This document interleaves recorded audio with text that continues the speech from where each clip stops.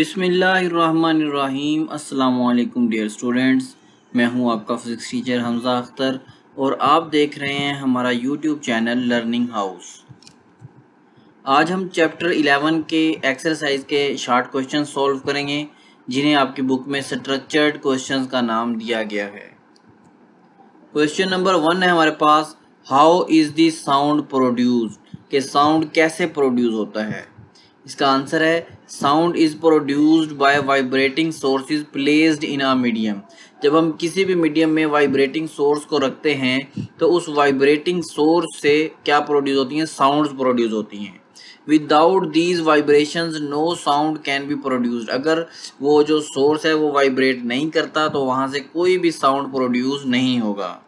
For example vibration of drum skin, अगर ये ढोल है इसकी ये जो स्किन है ये अगर वाइब्रेट ना करे, मीन आप पर इस पर हिट ना करे स्टिक के साथ, तो ये वाइब्रेट नहीं करेगी। अगर ढोल की स्किन जो है वो वाइब्रेट नहीं करेगी तो ढोल की स्किन से कोई भी साउंड प्रोड्यूस नहीं होगा। सेकंड एग्जांपल है हमारे पास वाइब्रेशंस इन गिटार स्ट्रिंग।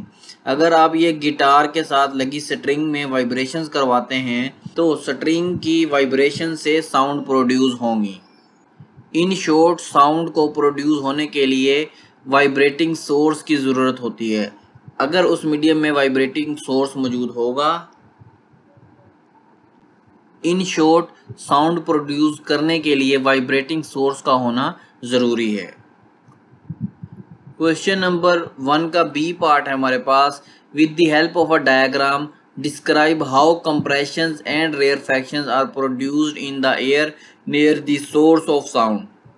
कहता है कि आप एक डायग्राम के ज़रिए कंप्रेशन एंड रेयरफैक्शंस को शो करें जो कि बन रही हों किसी सोर्स ऑफ साउंड के नज़दीक। ठीक है, तो देखते हैं। वो कहते हैं striking the tuning fork with hammer. कहता है आप ट्यूनिंग फोर्क को हथौड़े के ऊपर मारें, causes it to move forward and backward producing compressions and rarefactions in the air।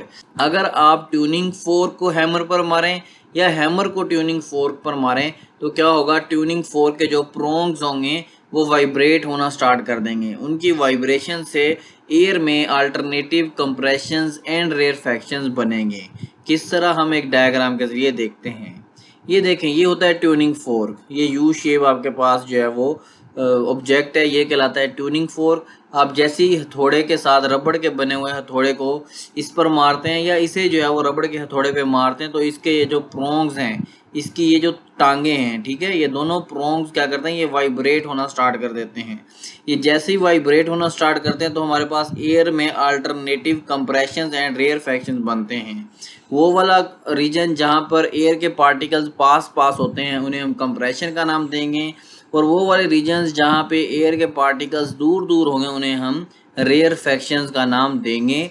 आप इस क्वेश्चन के आंसर में इस तरह जो है वो डायग्राम बनाएंगे, ट्यूनिंग फोर्क बनाएंगे और उसके साथ इस तरह आप पार्टिकल्स को शो करेंगे। जहाँ पर ज़्यादा पार्टिकल्स होंगे उन्हें आप कंप्रेशन का नाम दे दीजिएगा और जहाँ पर आप कम पार्टिकल्स बनाएं उन्हें रेयरफैक्शन का नाम दीजिएगा।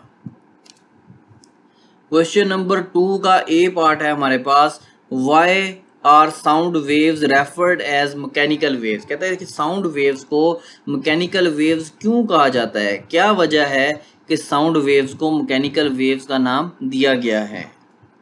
Sound waves are called mechanical waves because they require a material medium for its propagation. कहता है कि साउंड वेव्स को प्रोपगेट होने के लिए एक मटेरियल मीडियम की ज़रूरत होती है।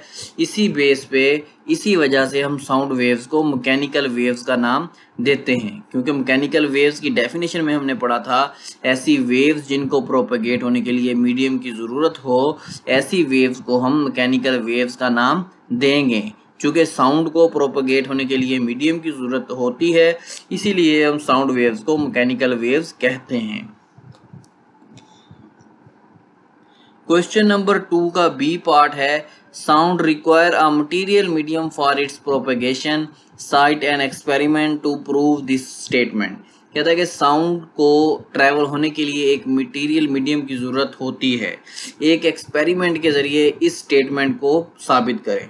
ठीक है, ये तो हमें पता है कि साउंड को प्रोपगेट होने के लिए मीडियम की ज़रूरत होती है, लेकिन वो कहता है कि आप इस बात को एक एक्सपेरिमेंट के ज़रिए जो है वो साबित करें। ठीक है, ये बोर्ड में एज अ लॉन्ग क्वेश्चन आता है, ये शॉर्ट क्वेश्चन नहीं है, तो इसे हम उसी हिसाब से जो है वो कवर करेंगे। वो कहते हैं take an electric bell and an air tight glass jar. कहते हैं कि आप एक इलेक्ट्रिक बेल लें, ठीक है, ये आपको शो हो रही है, और एक ग्लास का बना हुआ जार ले लें। Suspend the electric bell inside the jar, कहते हैं जार के अंदर इलेक्ट्रिक बेल को लटका दें। Now switch on the electric bell, we can hear the sound of the bell. कहता फिर ये जो बेल के साथ तार लगी हुई हैं, वायर्स लगी हुई हैं, इन्हें आप सप्लाई के साथ कनेक्ट कर दें। जैसे ही आप कनेक्ट करेंगे तो इस बेल जो कि हमारे पास जार के अंदर मौजूद होगी, वहाँ से हमें साउंड सुनाई देगा। Connect the bell jar to a vacuum pump. कहते हैं फिर आप क्या करें, इस बेल जार को, ये जो हमारे पास जार है, इसको वैक्यूम के साथ कनेक्ट कर दें। वैक्यूम का क्या काम होता है, वैक्यूम इस जार में मौजूद हवा को बाहर निकाल देगा। Now start the vacuum. कहता अब आप वैक्यूम को स्टार्ट कर दें। ये देखें पिछली डायग्राम में हमारे पास वैक्यूम नहीं था, यहाँ पर नीचे किसी भी किस्म का वैक्यूम अटैच नहीं है, ठीक है, इस बेस पे। लेकिन नेक्स्ट फिगर में हमने देखा कि यहाँ पर एक वैक्यूम हमने अटैच कर दिया। जैसे वैक्यूम पंप को हम ऑन करेंगे, air gradually removed, air Aahista Aahista निकलना स्टार्ट कर देगी। As the air in the jar is gradually pumped out, कहता जैसे जैसे एयर पंप आउट होती जाएगी, मीन बाहर निकलती आएगी, the sound becomes fainter and eventually dies out. कहता कि साउंड मध्यम मध्यम होता जाएगा, sound less sound is heard, आपको कम आवाज़ सुनाई देगी। साउंड जैसे जैसे आप हवा निकालेंगे जार से बाहर, तो जो साउंड की इंटेंसिटी होगी वो कम होती जाएगी, साउंड की लाउडनेस कम होती जाएगी। although the same current passing through the bell and the bell is ringing inside the jar। वो कहता है जो आपने करंट स्टार्टिंग में दिया था अभी भी वही करंट दिया है और बेल भी उसी तरह बज रही है। आपने क्या किया, आपने जस्ट इस जार में मौजूद हवा को बाहर निकाल ली है। जैसे ही आपने जार में मौजूद हवा को बाहर निकाला है, तो जो आपको आवाज़ सुनाई दे रही थी बेल की, वो कम होने लग गई। कम होते होते जैसे ही सारी एयर रिमूव होगी, वो जो बेल की आवाज़ थी वो आपको सुनाई देना बंद हो जाएगी। नो साउंड इज हियर्ड, जब वैक्यूम बन जाएगा, नो एयर, इसमें कोई भी एयर मौजूद नहीं होगी, तो आपको कोई भी साउंड जो है वो सुनाई नहीं देगा। तो हमने यहाँ पर ये बात सीखी, ये बात समझी कि जो साउंड है उसको प्रोपगेट होने के लिए मीडियम की ज़रूरत है, क्योंकि यहाँ पे जो है जार के अंदर जब एयर थी तो उस एयर के ज़रिए जो है वो साउंड ट्रैवल करके हम तक पहुँच रहा था। जैसे ही हमने इस जार में मौजूद एयर को निकाल दिया, अब हमारे दरमियान और इस बेल के दरमियान मीडियम ख़त्म हो गया। जैसे ही मीडियम ख़त्म हो गया तो हमें कोई भी साउंड सुनाई नहीं देगा। So we can conclude that sound cannot propagate in the absence of the material medium। तो वो कहता है कि हमने ये नतीजा निकाला कि साउंड मटेरियल मीडियम के बगैर ट्रैवल नहीं करता। क्वेश्चन नंबर 3 का ए पार्ट है, distinguish between musical sound and noise. कहता है म्यूजिकल साउंड और नॉइज मतलब शोर में फ़र्क बयान करें। तो म्यूजिकल साउंड क्या होती हैं, The sound which produces pleasant effect on human ears is known as musical sound। कहता है कि ऐसा साउंड जो इंसानी कानों पर, ह्यूमन ईयर्स पर अच्छे असरात रखे, जिनको सुनकर खुशी महसूस हो, ठीक है, ऐसे साउंड्स को हम म्यूजिकल साउंड या म्यूज़िक का नाम देते हैं। इसकी एग्जांपल हमारे पास साउंड ऑफ फ्लूट, बांसुरी से निकलने वाला साउंड, मीन अगर कहीं पे बांसुरी बज रही हो, ठीक है, और बजाने वाला भी कारीगर हो, तो वहाँ से जो साउंड निकलेगा वो हमें अच्छा लगेगा, हम उसे सुनेंगे और उससे जो है वो लुत्फ़अंदोज़ होंगे। साउंड ऑफ गिटार, और अगर कोई गिटार बजा रहा है तो वो भी एक किस्म का म्यूज़िकल साउंड है, वो भी हमें सुनने में अच्छा लगेगा। नॉइज़, शोर। नॉइज़ क्या होता है, नॉइज़ मतलब शोर। The sound which produces unpleasant effect on human ears is known as noise। कहता है कि ऐसा साउंड जिसको सुनने के बाद इंसानी ईयर्स पर या इंसान के कानों पर जो है वो अनप्लेजेंट इफेक्ट पड़ें, ठीक है, जिनको सुन के अच्छा ना लगे, बंदे की जो तबीयत है वो चिड़चिड़ी हो जाए या बंदे को गुस्सा आए, ऐसे साउंड को हम क्या कहते हैं, शोर का नाम देते हैं या नॉइस का नाम देते हैं। For example sound of traffic, अगर ट्रैफिक का कहीं से शोर आ रहा है तो ऐसा नहीं होगा कि हम ट्रैफिक के शोर को सुन के हम लुत्फ़अंदोज़ हों, ठीक है, हमें गुस्सा आएगा या हम चिड़चिड़ापन हमारी तबीयत में आ जाएगा। साउंड ऑफ हॉर्न्स, या कहीं पे बहुत ज़्यादा हॉर्न्स बज रहे हैं तो वो भी एक किस्म का शोर होता है, वो भी नॉइस कहलाता है, ठीक है। इन शॉर्ट कि ऐसे साउंड जो जिनको सुन के प्लेजेंट इफेक्ट आए, ऐसे साउंड को म्यूजिक कहते हैं, और ऐसा साउंड जिसे सुन के अनप्लेजेंट इफेक्ट पड़े उन्हें हम नॉइज का नाम देते हैं। क्वेश्चन नंबर 3 का बी पार्ट है, explain how noise is harmful to humans. कहता है कि बताएं कि जो शोर है वो किस तरह से जो है वो इंसानों के लिए खतरनाक है। तो हम देखते हैं इसका आंसर। कहता है continuous exposure to loud noise results in permanent hearing loss and many other health problems including.